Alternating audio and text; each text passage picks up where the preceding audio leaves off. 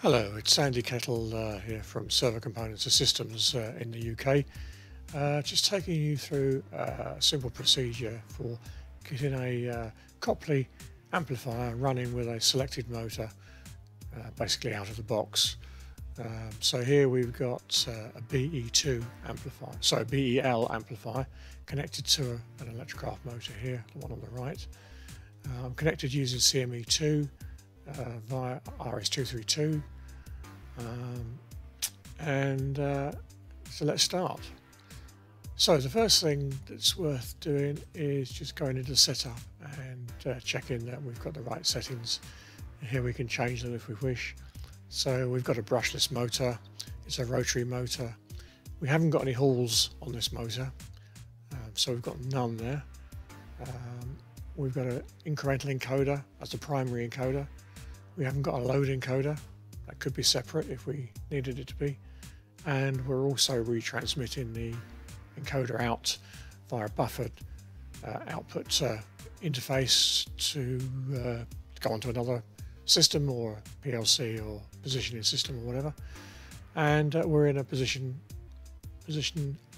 operating mode. But we can change them if we wish to and nip through all the various settings here. Okay, save them into Flash and we're happy with that. The next thing we need to do is to go in and enter the motor data, and the data can be found well, either by contacting us, especially if you bought the motor from us, or from the data sheet that you will have received with the motor, or you should have received with the motor. So we click on here and you'll see I've already got the data entered. I've entered the manufacturer's name. We can put any name in there we like.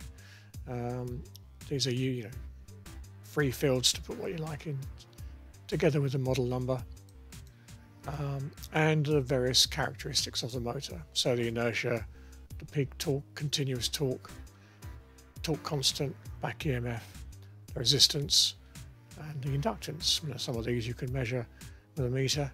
But the most important parameter here is the number of poles. If you get this wrong, it'll just give you grief later on. We can also enter the data in metric or English format. So depending on where you get your motor from, they normally put it in different parameters just to fool you, but we can handle those two types. So the next thing you would do is press this button here to calculate all the initial tuning values, which would actually get you going quickly in most systems. But we're going to take you through a bit of a manual tuning as well, just to show you how you can confirm that your tuning is okay.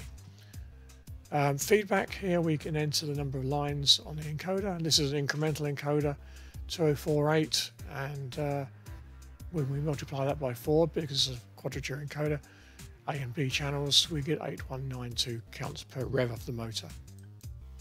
And we can save that those settings into Flash. Okay, so we've done that, and now what we need to do is to go in and do an auto phase.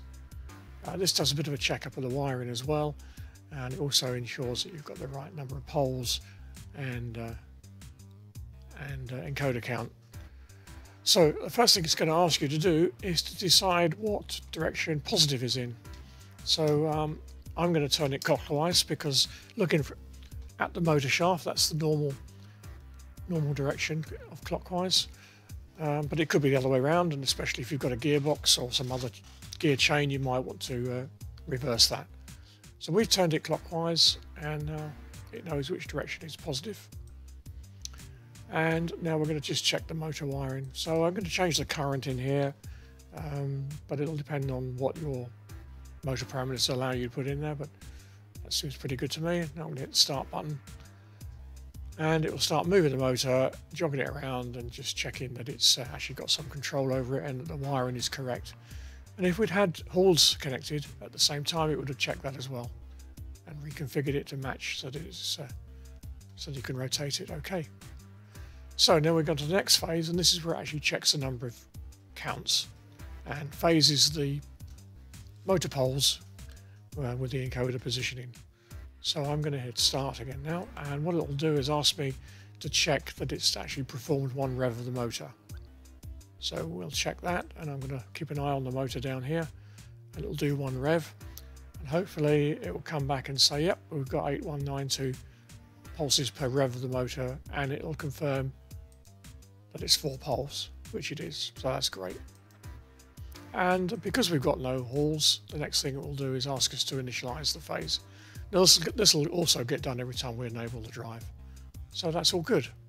So far, so good. So now no tuning at the moment, other than the initial parameters. So just to prove a point, or hopefully, if we go to control panel, enable this, and hopefully we can jog it positive and negative, which we can. So there's some reasonable control there. So close that. Now, just to verify the tuning, we can use the oscilloscope, current loop being the inner loop, and commanded current there, actual current.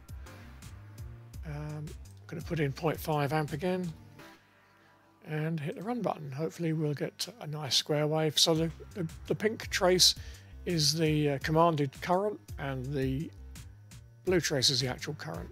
As you can see, if I stop that and just zoom in, left click the mouse and zoom in there, you know, it's not too bad for a digital scope. Okay, so there we have that.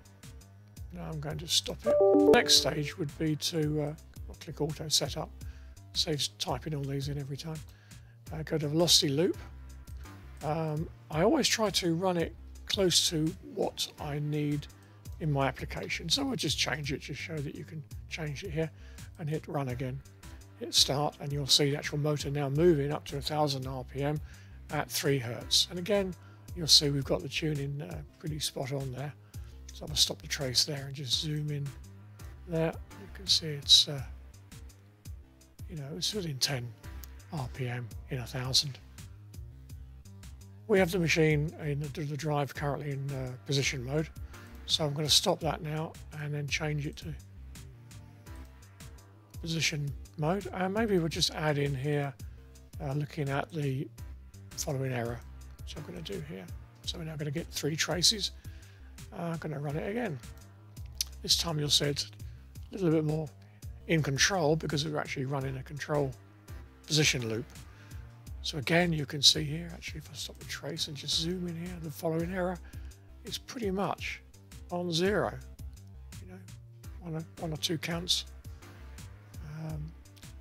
Not too bad at all. So I'm going to hit that run again. Now you'd expect it to have a larger error as you accelerate. But if you can't tolerate that, then you've either got to up your size of your motor and drive to put more current in. But you know, that's over 100 milliseconds acceleration, so you know, not too bad. So that's basically how you can basically set up a drive with your motor out of the box and get you basically running. So many thanks for watching, and hopefully we'll see you next time. Bye bye.